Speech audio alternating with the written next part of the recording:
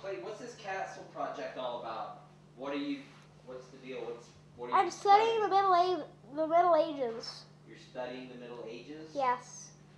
And what is it about castles that you're studying? Just that that's where people lived in the Middle Ages, or? Well, we need to do a castle project, like a whole project for the castle. And can I get something to blow my nose into? Yeah, come here. Ladies kind of on me and I'm comfy. Thriving from within. That means, that's a pretty profound statement, thriving from within. The places that I was most successful at were the places where I was thriving from within, where I took the time to, even after I got home from work, I still worked. I got online and I looked up recipes, or I checked online for what was happening in different restaurants to see what kind of, what was on the cutting edge, and to try and stay, as focused as you can and stay on that path and to stay ahead and to try and, keep your ideas as advanced as possible. And I think that's thriving from within. So that's a great idea. That's a great term.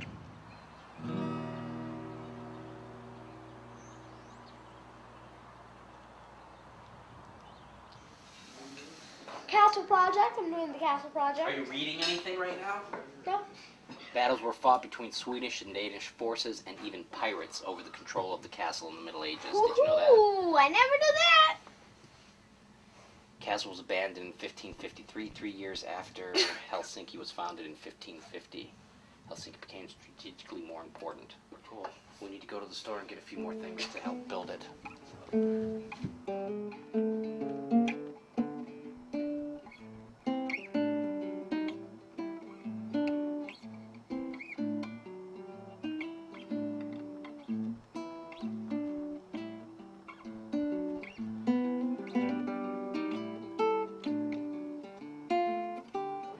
Teaching at a, school official, like, I'm not teaching at a public school or a charter school or a private school or anything like that. So when the kids come, they're associating it with fun, with something of interest, rather than I'm another teacher and they're sitting next to their classmates like they were an hour ago and the day before and the day before that, and they've already got their associations built. It is incredible how different it is to teach at a, like a public school or something like that, and then to be teaching here.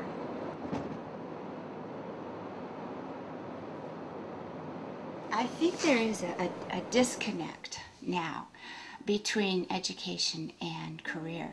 And when I was in school in the 60s, and even in my college years in the 70s, a lot of it was genuinely learning to be a liberal arts person, like a thinker, a philosopher. And it wasn't connected to earning a living. It was connected to developing yourself as a human being.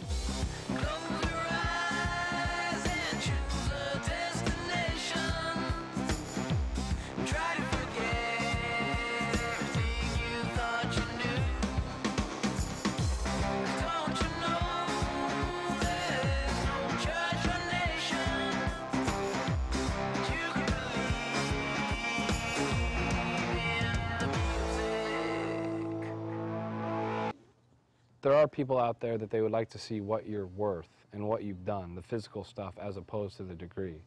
Sometimes I think like people want to see a degree because they want to know that you're willing to finish something. Man could spend his entire life working hard like this. You know what I mean? And that's all that they want from it. Because I mean,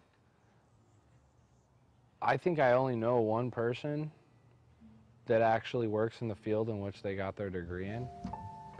I don't care how old you are. You could be 30 years old, married, and completely responsible in the social confines of, like, getting a house, getting a car, and making sure that you have that job that makes you miserable, and just so that you can get that paycheck to pay for it. But how mature are you? Is that what defines a mature person?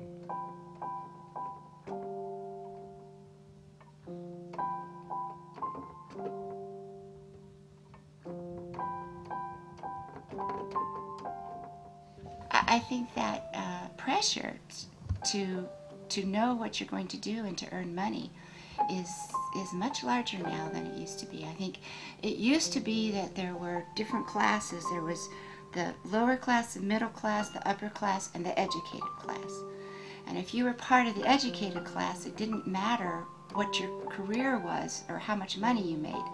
It was more the type of person you were, you know, that you were an educated person with a larger view of the world. I always had a great time at school. I did too. I I had no really problem did. with school. If I could have found somebody who wanted to pay me to be a student for the rest of my life, I would do it. I don't know if I'd go that I far. would do it. Now, don't get me wrong. The conditions being, you don't tell me what classes I do and don't take. Yeah. Okay. I'll take some that you want me to take, Uh-huh.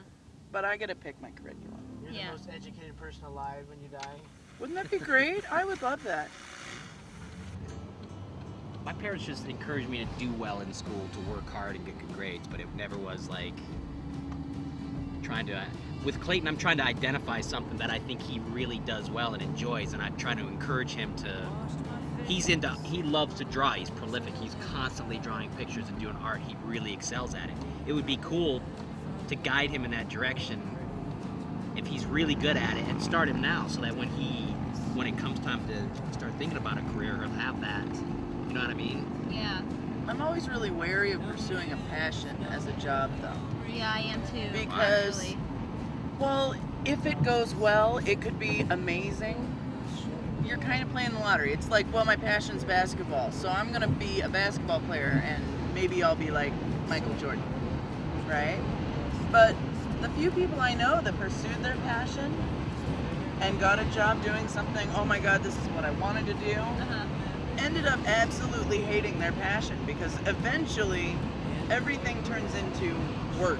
Yeah, because they It's have not to what perform. you, yeah. They're forced to perform, and it doesn't And end it up kills your coming creativity, naturally. and Yeah. it kills all that. I can And see that. you take a big risk of killing whatever your passion is Yeah.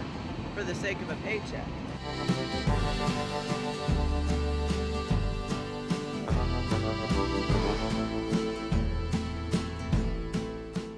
People get undeserved praise, they get undeserved success, and that happens. But largely, people who have been successful are successful because they deserve it, because they're talented.